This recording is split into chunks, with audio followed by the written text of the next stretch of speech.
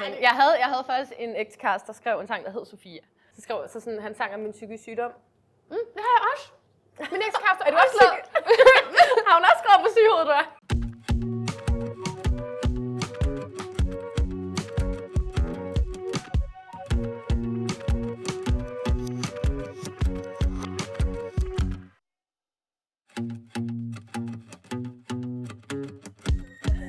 Jamen tak, fordi du ville på date med mig. Jamen selv tak. Det synes jeg bare er hyggeligt. Altså, jeg har jo crushet lidt på dig i noget tid. Er det rigtigt?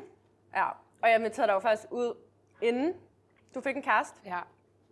Jeg sad faktisk i går, fordi jeg var sådan lidt harp. Altså, sådan, da jeg annoncerede, at I var kærester, så gjorde jeg den her ting, hvor at jeg sad og lyttede til alle dine Spotify-sange. Og så sad jeg faktisk og græd i en time eller to. De er ret sørgelige, og sådan, jeg kunne virkelig relatere sådan heartbreak-wise. Du kan godt, det der ikke, når man sådan hulker så meget, der næsten kommer snot ned ad næsen. Ja, det er der, vi men jeg er virkelig logget ind, altså så logget ind, at jeg har min kæreste på min negle. Sådan lavet sådan noget 3D på min negle, fordi jeg er virkelig logget ind. I'm so sorry, men det betyder ikke, at jeg ikke vil på date med dig. Det ligner han ikke. Det er ikke dig, der har lavet det, vel? Nej, det er ikke mig, der har lavet det. Altså, man ved aldrig, you're very creative.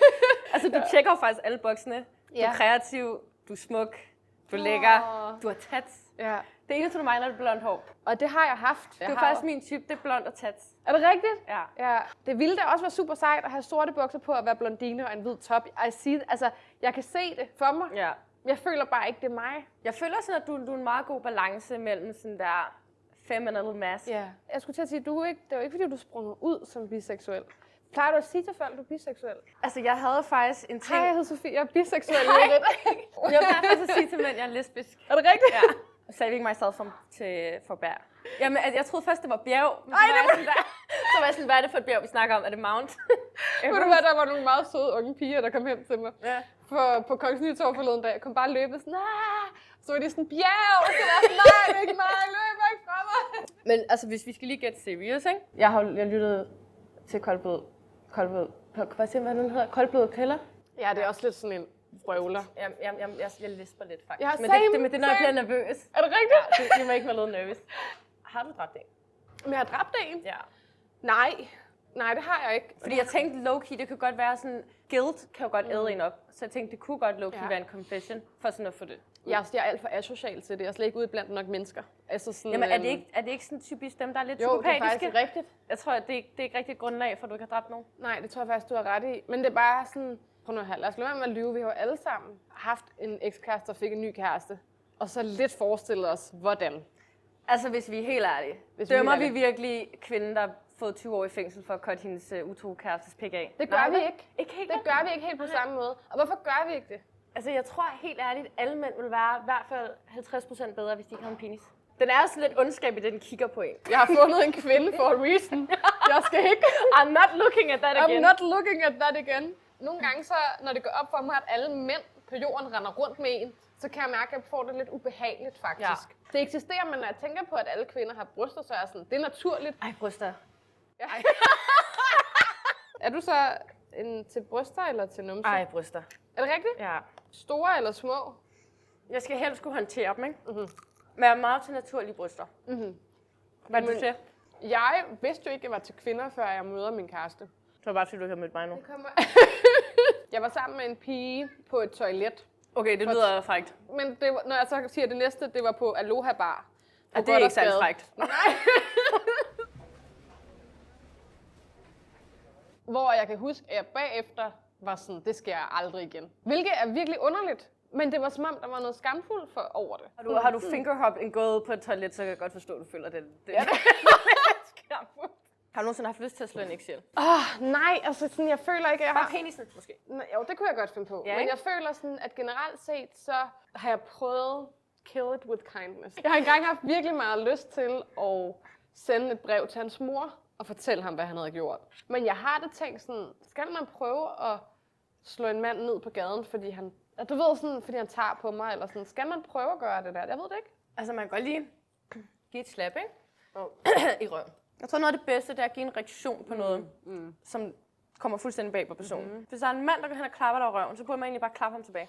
Jeg har en ting, jeg gjorde med en gammel veninde. Hvis det var, at mænd de kiggede på os, når vi var ude at handle, eller vi var i byen, så begyndte vi at gå af dem. Og det er, fordi de piftede? Ja, men det er bare, hvis de kiggede.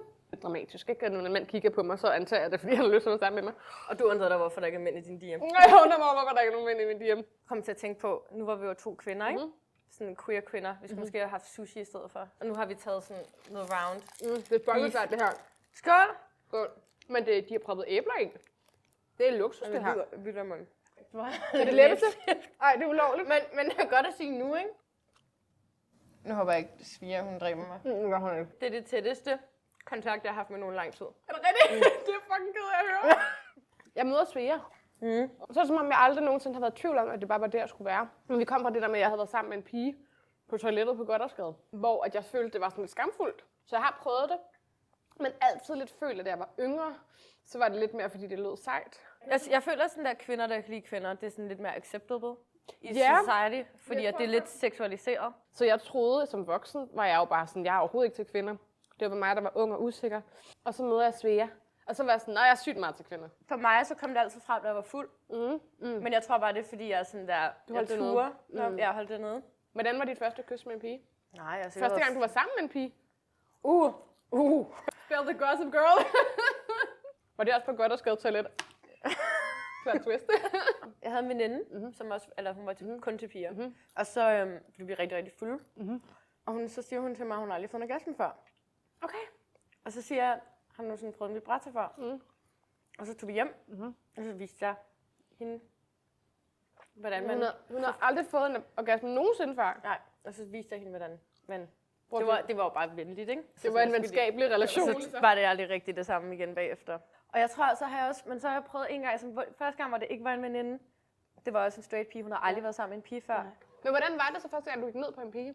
Jeg synes ikke første gang tæller, fordi jeg var så fuld, så jeg kan ikke rigtig huske det. Nej. Første gang, jeg rigtig gjorde det, var jeg kan huske det. Det gik faktisk meget godt. Jeg føler du, at du vidste, hvad du skulle gøre? Ja. Okay. Men jeg tror også, at der var vidste jeg mere om min egen krop også. Jeg tror, noget af det vigtigste for en kvinde, det er sådan der, at først sådan der, lære sin egen krop at kende, inden man sådan der, begynder at blive seksuelt aktiv. Ja. Jeg husker, at på et tidspunkt i en podcast, der snakkede om, folk var meget dømmende over for, altså hvis man snakkede med sin veninde, eller endda mor, det har jeg gjort. Det er måske lidt mærkeligt, men vi har også et meget specielt forhold. Men min mor, hun kom en dag, hvor hun sad og drak vin, og så sagde hun så til mig, skat, har du nogensinde fået en orgasme? Okay. Og så sagde jeg, det tror jeg, det ved jeg ikke. Nej. Hvis du siger det, så har du ikke. Det bliver også. Og så siger hun så til mig, at jeg skulle prøve, og så kommer hun ud med hendes vibrator. Så siger hun, jeg skal prøve for sådan en her. Og jeg synes jo, det var mest grænseoverskridende og mærkeligste nogensinde. Hun har også fået lidt vin indenbords. Men efter så har jeg det sådan lidt, man burde egentlig lære, hvad man godt kan lide, inden man sådan der har sex.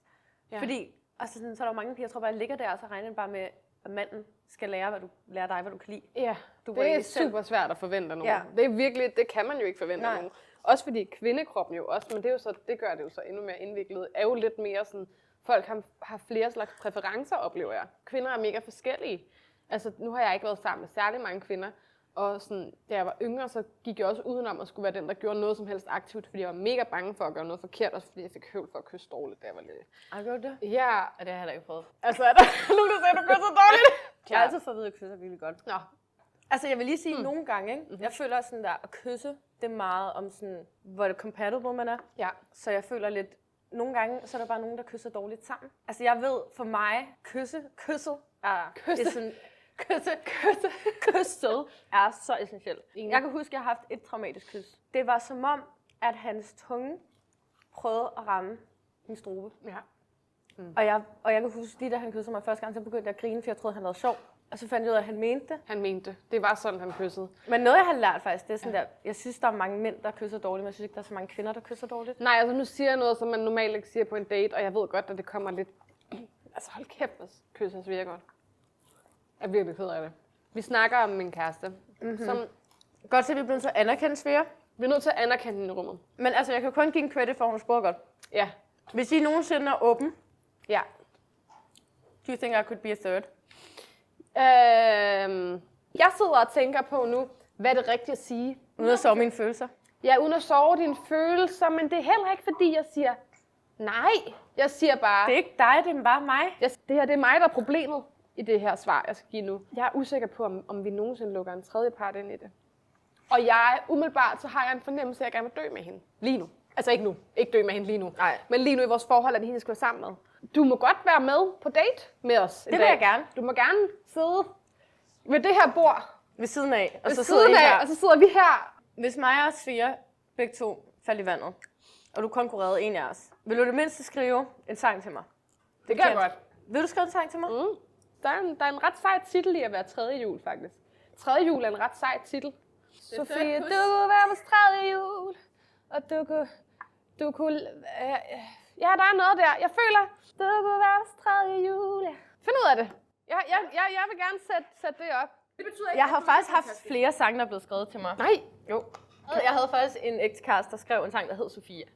Så sådan, han sang om min psykiske sygdom. Det har jeg også. Min ekskæreste Er du også lavet? Har hun også skrevet på sygehovedet, du er? Min ekskæreste har også lavet diss track til mig, som handler om min psykiske lidelse. Hvad hed din? Den hed bare Sofia. Min hed bare Borderline Part 2. Hvorfor part 2? Jeg ved ikke, hvor etterne er henne, men den hed bare Borderline Part 2. Det har så hørt den, så var jeg sådan, oh, this is rough. Altså, jeg har min eks, ikke? Ja. Altså, jeg har jo faktisk også borderline.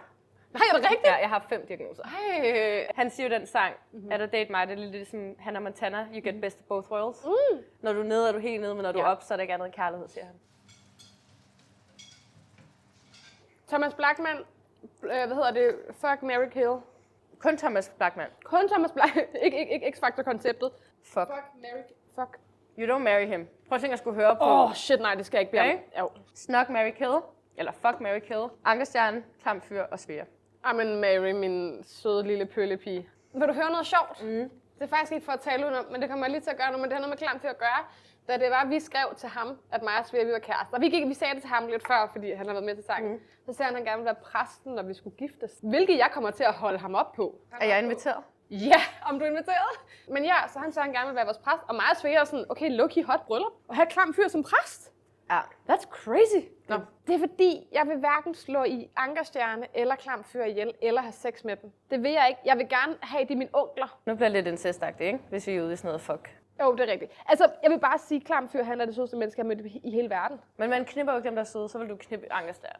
Ja, så jeg slår Klam fyr ihjel, eller hvad? Er det det? Ja. He's too sweet, maybe. Ja. Men det er også... Emil... det er også crazy, ikke? Luk øjnene og forestil mig Ankerstjerne. Har du aldrig gjort det før? Sådan lukker øjnene og forestiller dig ved den anden? Det har jeg ikke, men det er fordi, at jeg er så... Det har jeg faktisk gjort med dig engang. Hvad for en af vejene? Det kan du tænke dig lidt til. Forestil dig med dig, og så var sådan, nej, det er ikke. Ej, det skal jeg ikke. Ej, men okay, hvis vi er... Okay, skal jeg lave en fuck, marry, kill på dig? Okay, gør det. Kan du komme på en svær en, tror du? De 3 gutter for Suspekt. De her 3 gutter. Jeg skal lige se et billede. Ja. Mary, Klam fyr. Hvem er ham i midten? Det er bare idé. Ja, fordi han har den der frække stemme. Så ham vil du gerne være sammen med? Ja. Okay. Fuck Hvem er Rune? Jamen, han skal bare løbe. Han er en god mand også. Du er bare rolig, du ender i du ender i himlen. Ja. Så det er en på I will meet you there. You will meet him there. Jeg har en sidste en. Du har Nick og Jay som en enhed. Okay, threesome. Yes. Frækt. Så har du Rasmus Sebak. Så har du Medina. Okay, I would marry Medina. Ja, I get that. Fuck Nick and Jay. And kill Rasmus Sebak. Han har lavet nogle gode sange. Ja, prøv at høre hans sang i morges. Den kom faktisk på efter 10.000 timer. Er det rigtigt 10.000 timer? Ja. Det er ret fedt, fordi den har 1.000 timer. Men det er fordi... Jeg var del i 10.000 timer. Ligesom da du starter sådan den her date med at sige, at jeg hedder Bjerg. Du er rigtig fan, hva'? Altså, jeg har ChatGPT, og jeg vil sige, nogle gange så er ChatGPT ikke helt reliable. Hvad sagde chat ellers om mig? Det vil jeg egentlig gerne vide. Vil du høre? Jeg skulle sige sådan der lidt ting, jeg lige kunne prikke til dig lidt på. Du har sagt, du startede med at date via nettet som 15-årig, og det gav dig et forvrænget billede af kærlighed. Så betragter du det her som en date eller mere som en intervention? Så den siger, at dit kærlighedsliv er rigtig fucked up. Og så siger den også noget med, at du sådan der muligvis har slået nogen ihjel. Og så siger de, at du sammenligner din musikkarriere med at kode en computer. Nå, det ved jeg ikke, jeg har sagt. Nå. Og så siger den, at du gerne vil være ligesom Sanne Salomonsen. Nå? Har du ikke sagt det? Nej. Den sagde faktisk, at jeg skulle spørge dig om, at du har lavet et nummer med Tessa, og du har drømt om det i mange år. Ja. Og så skulle jeg spørge, om det var alt, du havde håbet på, eller om det var lidt ligesom at møde julemanden. Ja, klart, så om jeg var blevet disappointed af, og så om det var sådan den der drøm. But let's be honest, it's a hot song. Det er en fucking hot sang. Ja. Men jeg føler, hvis jeg skal svare på det spørgsmål, så føler jeg stadig ikke, at jeg fatter, at jeg har mødt hende dog. Altså, det er jo min ultimative drøm at møde Tessa. Fuck, marry, kill, Tessa. Ja, måske skal du lave det med kvinder. Fuck, marry, kill, Tessa, Svea og Annika. Okay. I know it's tough. Fuck Tessa. Marry Annika. Nej, slår du min kæreste ihjel? Jamen, hun har jo allerede en kæreste. Det har Tessa sgu da også. Hun er kæreste med Jon. Det er en mand, jeg skal bare bolle med hende jo. Nå, Så kan han skigge på. Okay. Ej, det skal han faktisk ikke. Hvad er Jon? Han er hisse. Det er lidt sjovt match, synes jeg. Er det rigtigt? Ja. Jeg synes på en eller anden måde, det giver så meget mening. Hun skulle ud og have en god mand, der kunne passe på hende og bage hende noget pizza. Det fortjener hun. Hun fortjener the piece of it. Er det der, den næse kommer fra? Det ved jeg ikke. Der står faktisk også, at altså sådan der, du har nogle lidt sjove TikToks, ikke? Ja. Hvad er det mærkeligste, du har postet på TikTok? Altså, hvor du sådan der har postet det, og så måske bagefter været sådan et, var det lidt for weird? Ja, altså jeg har noget, men det var også det, som low-key made my career. Hvor det har lavet TikTok, hvor jeg sådan, vil folk tolke det her på en underlig måde. Men for præcis et år siden laver jeg en TikTok med en hjemløs mand, der hedder Danny. Men jeg tror, den fik sådan 55.000 likes, den her TikTok, hvor at jeg i virkeligheden, det er fordi, jeg har en kammerat, som er hjemløs, som hedder Danny. Det kan jeg godt huske den. Ja. Jeg kan godt huske den. Og hvor da jeg havde filmet den, så var jeg sådan, er der folk, der vil tolke på det her, og tror, jeg gjorde det for medlidenhed. Men det møde, jeg havde med ham den dag, den møde havde jeg med ham hver morgen. Ja. Det var bare meget naturligt, det var bare mig, der tog mit kamera med, og jeg spurgte ham også om lov, og hørte, om han var okay med det. Men jeg synes altid, når man går ud og bruger empati som en måde for visninger på, så skal man gøre det med omhu og have forståelse for, hvad det er, man gør. Og man skal ikke gøre det for likes, man skal tage kameraet med ind i et naturligt miljø. Ja. Så jeg endte med at poste den. Og det var der, i den video, der var der Koldblodet Killer, som kørte som sound til sidst, hvor jeg havde skruet lyden op, så man kunne høre den sang. Og jeg udgav sangen dagen efter. Så jeg tror, den var med til at få den sang til at eksplodere. Men det er jo også en bittersweet ting, fordi jeg har taget en hjemløs mand ind i en video, som fik min karriere til at boom. Så det tror jeg var en video, hvor jeg forholdt mig til mit privilegie. Jeg forstod, hvad for en af siderne, jeg stod på. Hvad er din yndlingssang, du nogensinde har lavet? Det er et godt spørgsmål. Den har jeg ikke udgivet endnu. Jeg har det er lavet den der 3. jul. Det er jo en 3. julesang. Den er faktisk ikke engang lavet endnu, den sang, men den kommer. Nej, jeg har lavet en sang, som hedder Det kan gøre ondt, som jeg ikke tror bliver et hit. You never know. Men den betyder noget for dig. Men den rammer en nerve i mig. Nu har vi jo snakket om din negle. Og jeg så her på din TikTok her forleden, at du har kortet 2 af din negle af. Ja, det har jeg altid. Hvorfor er det? Fordi jeg skal kunne være sammen med min kæreste. Nå, så det er de 2 fingre, man bruger? Det er de 2 fingre, jeg bruger. Ja. Hvad bruger du? Jeg har aldrig. Hvad bruger du, når du er sammen med en kvinde? Helt hånden, du.